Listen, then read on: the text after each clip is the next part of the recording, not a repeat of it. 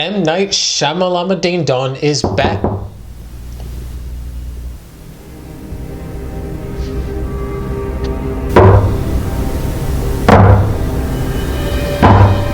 Come in. What's up, man? Want some water? Yeah. Thanks. Wow. Actually, do you think you could fill it up more?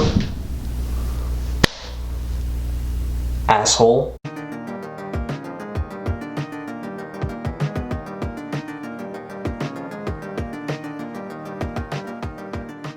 So, as I was saying, sorry about that interruption there. Just a complete jerk. Don't know why he had to butt in like that. M. Night Shyamalan.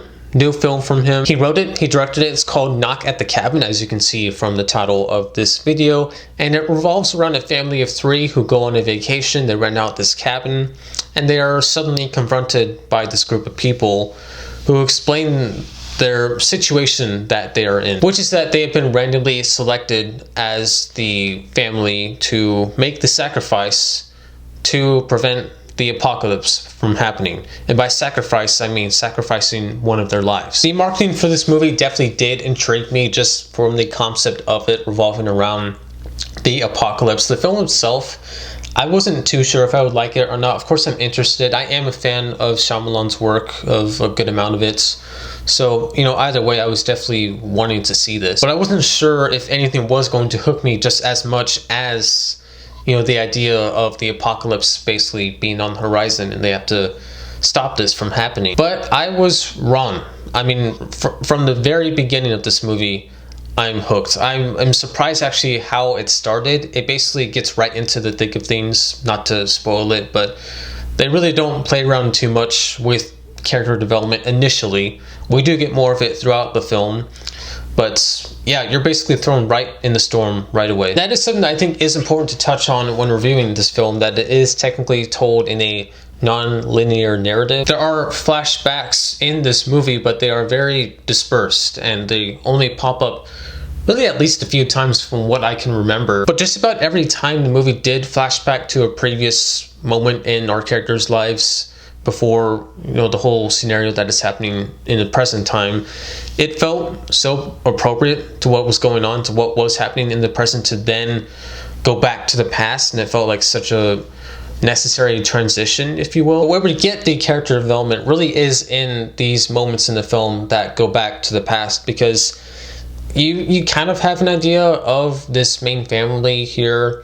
These two parents, they have a daughter who is clearly adopted just because she's of a different race. And you kind of get a sense of the two parents' personalities. One has a bit more of a temper. He gets a little bit more anxious and upset easily, and the other one is more calm and he's more willing to understand the people, I guess, that have held him hostage. But these scenes in the film that did pop up every now and then did do a really good job at developing not only these two characters, but also their relationship. These also serve as really good breaks for what is happening in the present time, not only because they're being held hostage and this just a, you know, incredibly unfortunate, awful situation that they're in, but for every no that they say for, you know, sacrificing one of each other, or their daughter included as well,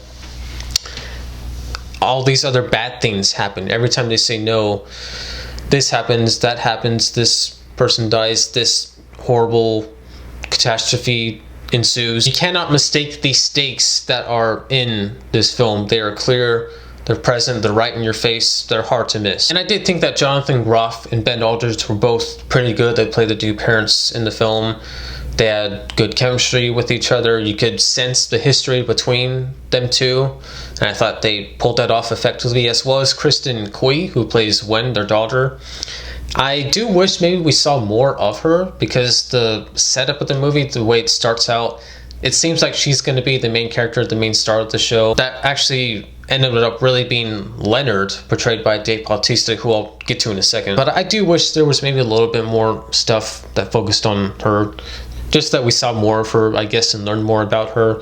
But I thought she was good in the film as well. Dave Bautista is probably the highlight of this movie, though, as the character Leonard, kind of the main leader of this group of people that have come and held this family hostage. And he's great in this movie, and really, like, kind of the picture perfect guy to guide the family through this situation, because he's obviously big and ripped and an intimidating guy on the outside, but he's actually very well spoken, and he's like trying to sympathize with these people and trying to talk them through it. And when you learn about his backstory as well and what he does for a living, it just makes it even better. He's, I think, really a good character in this movie. Nikki Amuka Bird, Abby Quinn, Rupert Grint, they play the other people that have been forced to hold this family hostage. I thought they were all pretty solid in their roles. I was really also just happy to see Rupert Grint in this movie. It's hard to believe, but this is actually his first film in about 8 years now. So it was just cool to see him, I guess, back in movies again. He doesn't really do a whole lot of movies in the States as well, or that are popular in the States. So it's cool to see him kind of back in one of these kinds of movies, and especially with a big name director like Shyamalan is nice, and I did like his performance in the movie as well. There are a couple of decisions that Shyamalan makes with these characters in the film that do feel a little rushed, a little out of place, in particular this one in the third act that kind of just came up out of nowhere. I don't want to say too much about it, though, to spoil it, but a character kind of finally decides to go in a specific direction because he feels that this is what is meant to be. And while I do think that the acting overall is good, all the actors do a good job, I do think there are a couple moments that did feel a little bit over the top with their performances. I do think that maybe Shyamalan could have directed those situations a little bit better and not had the actors be so excessive with their performances. Overall, I thought this was a very effectively done psychological horror film with also a great sense of mystery, because it takes place almost all in this cabin when it's in the present time. And you hear about certain things that might be happening, and they flip on the TV at times and you see certain videos on the news of what's going on, but you don't see a lot of it, and there's just a great tension that's built without us, the audience, actually laying eyes onto what is ensuing with these apocalyptic type events. I think Shyamalan did a good job with this one, and I'm really happy that it actually wasn't really what I was expecting it to be, how I expected it to play out. Because I just kind of feel bad for this guy that ever since The Sixth Sense was a huge success, now everyone still nowadays see him kind of as the twist guy, which, I mean, we're kind of going away from that, but still it's like, oh, you saw the new M. Night Shyamalan movie, was the twist good?